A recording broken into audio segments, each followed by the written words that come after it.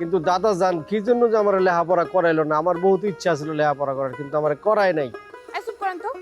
আপনারা দিয়া পড়ালেখা করাইলেও হইতো না। গাধার চাইতেও নিচু পর্যায়ের একটা মানুষ। এক পাতিলের সংসার। আপনারা কইছি না এত রাতে আমার ফোন করতে না, তারপর ফোন দিছেন কেন? আপনি কি আমার ধরা খাওয়াতে চান? শুনেন, আব্বা যদি একবার জানতে পারে আপনার লগে আমি কথা কই, তাহলে কিন্তু আর উপায় থাকবো না। থামো না, ঢাকা টু চট্টগ্রাম ট্রেনের মতো চালাইলে কেমনি কও? নিষেধ করার পর আপনি আমার আবার এই সময় ফোন দিয়েছেন, আমার কি পড়া নাই?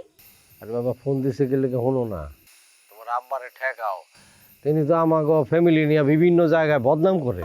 এটা আব্বারে কোন, আমারে কোন কেন? আমি কইতে গেলে তো পরে আব্বা আমারে কই বলছে ওই ফ্যামিলির উপর তোর এত দরদ কেন? তখন আমি কি কমু? আমি কইতে গেলে তো শিখতে যাবো না। তাইলে আপনার দাদারে দিয়ে কন।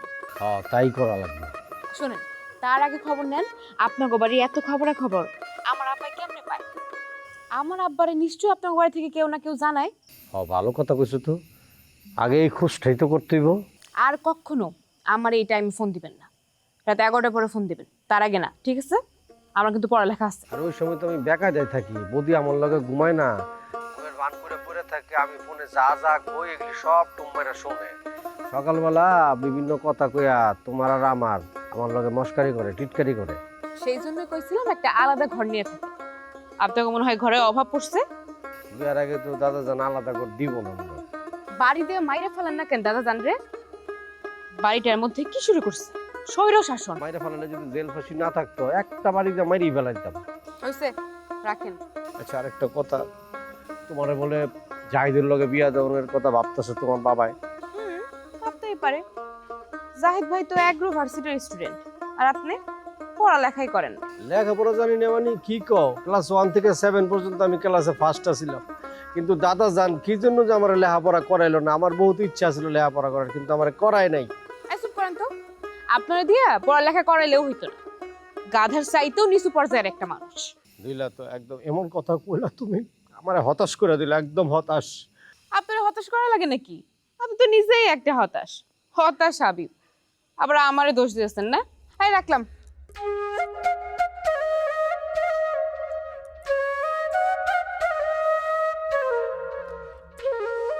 দিল পুরো হতাশ করে।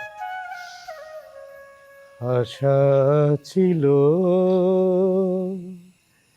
ভালোবাসা ছিল, আজ আশা নেই, ভালোবাসা নেই।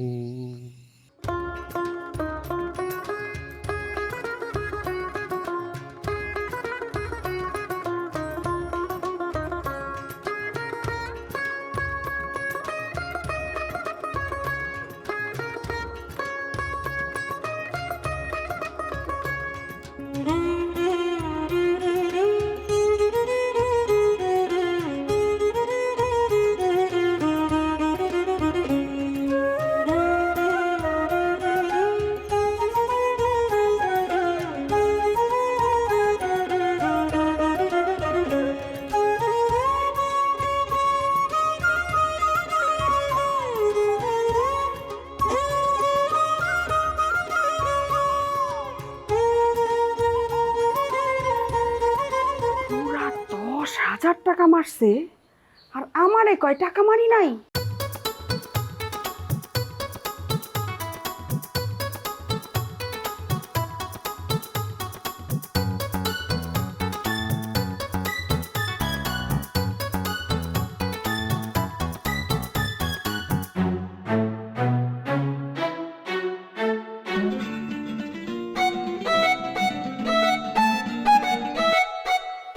হ্যাঁ রত্না, ক। তুমি কই ভাইজান? আমি আমি আমি ওই মর্নিং ওয়াক করতেছি। ওয়াক না, ওয়াক। এলের উচ্চারণ হইব না। আমি যে এত কম শিক্ষিত, তাও তো কখনো ইংরেজি ভুলভাল কই না। আরে আমি যে কম শিক্ষিত, হঠাৎ ভুলভাল উচ্চারণ হয়ে যায়। আমি অবশ্যই এই উচ্চারণ করি না। আচ্ছা, ভালো কথা, টাকার জোগাড় করছস, এটা কর। জোগাড় না কইরা কি তোমারে ফোন দিছি? হ্যাঁ, ঠিক আছে, এক কাজ কর, আমার নাম্বারে পাঠাই দে। এই কাম করা যাইব না ভাইজান। জামাল গ্রামের সব দোকানের কয়া রাখছে, আমি যদি কোথাও টাকা পাঠাই তাহলে যেন তারে কয়া দেয়। তুমি তাড়াতাড়ি আমগো বাড়ি চলে আসো। এ বাবা, গেলেই তো তোর শ্বশুর বাড়ির লোকজন মনে করবো আমি টাকা নিবার নিয়ে আইছি। করুক মনে, সমস্যা কি? তোমার সামনে কিছু কইছে?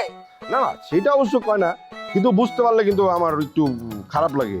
এইসব কথা একদম মাথায় আনবা না তো, তুমি তাড়াতাড়ি আসো। আচ্ছা, কত জোগাড় করতে পারছো? শোন, ওই 500-1000 টাকা হইলে কিন্তু আমি যাবো না।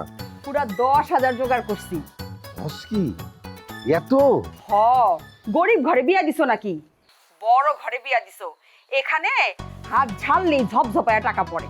আচ্ছা, আইতেছি। শোন না, ওই গরুর গোস্ত রান্ধিস, বুঝছস? অনেকদিন হয় গরুর গোস্ত খাই না রে বুইনে। আর গ্রামের বাজার আর শহরের বাজার একই দাম হয়ে গেছে, কেনার টাকা নাই, বুঝছস না? আচ্ছা ভাইজান, এখন রাখি। জামাল যে কোনো সময় ঢুকা পড়বো। তোমার লগে কথা কওয়া দেখলে সন্দেহ করব। আচ্ছা আচ্ছা আচ্ছা, রাখ রাখ রাখ। ড্রেসটা চেঞ্জ করে এখনই জায়গা।